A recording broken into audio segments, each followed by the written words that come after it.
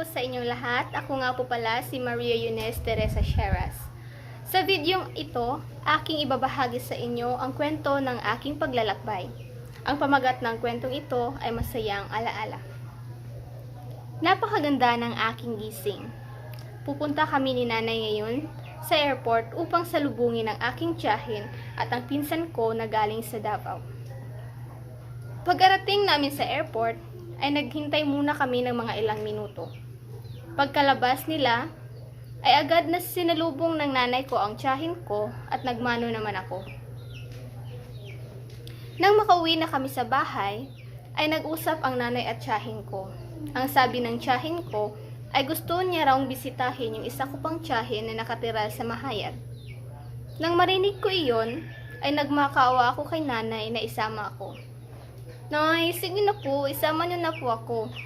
Pagkarinig nito ng tiyahin ko, ay siya na mismo ang nagsabi na isasama ako. Yehey! Bukas na kami pupunta sa Mahayag, kaya nag-impake na ako ng mga dadalhin kong gamit. Pagkatapos mo niyan ay matulog ka na dahil maaga pa tayong aalis bukas. Sabi ni nanay. Kaya naman, pagkatapos kong mag-ayos ay natulog na agad ako. Eksaktong 3:00 ng umaga ako nagising. Hoy, ba't ang aga mong nagising? Sabi ni nanay. Sabi mo, maaga tayong aalis eh. Bumangon na ako't nagbihis at kumain ng tinapay dahil medyo malayo-layo pa ang aming biyahe.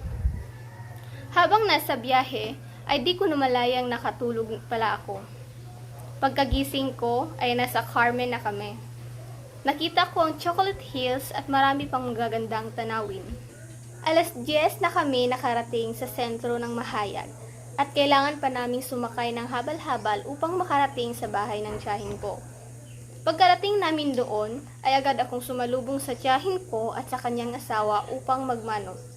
Nagkatay kami ng manok pang ulam namin at pagkatapos ay pumunta kami sa tubod upang mag-igib ng tubig.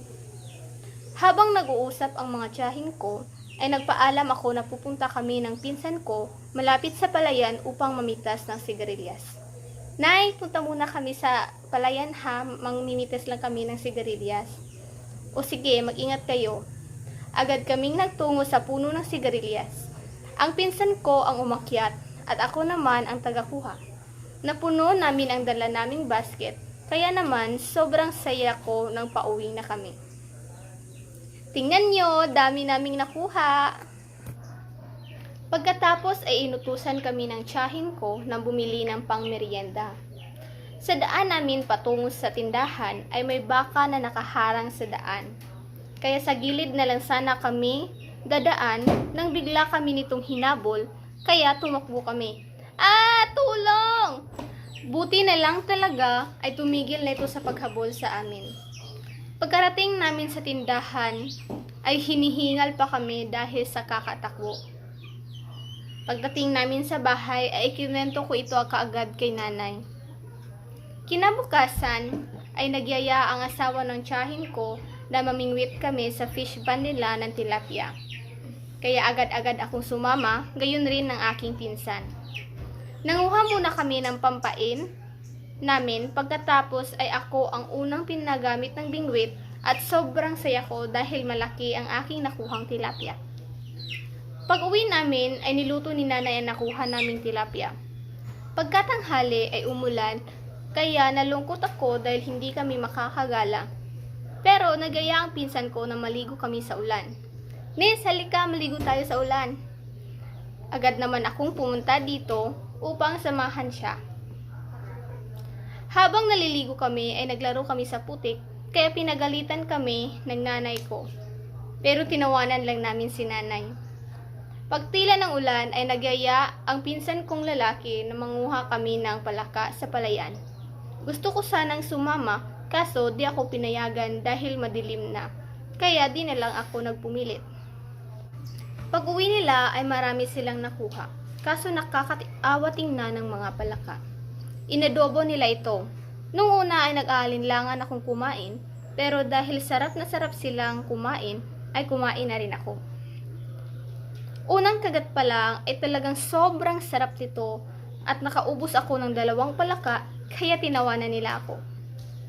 Sa huling araw namin ay nanguha kami ng mga kamuting kahoy upang dalhin namin pauwi sa Loon. Nalungkot ako dahil alam kong matagal-tagal na naman bago ako makabalik dito. Natulog kami ng maaga dahil maaga din kaming uuwi bukas. Pagka umaga ay naghanda na kami at ng oras na ng pag-alis namin ay nagmano ako sa tiyahin ko at sa kanyang asawa.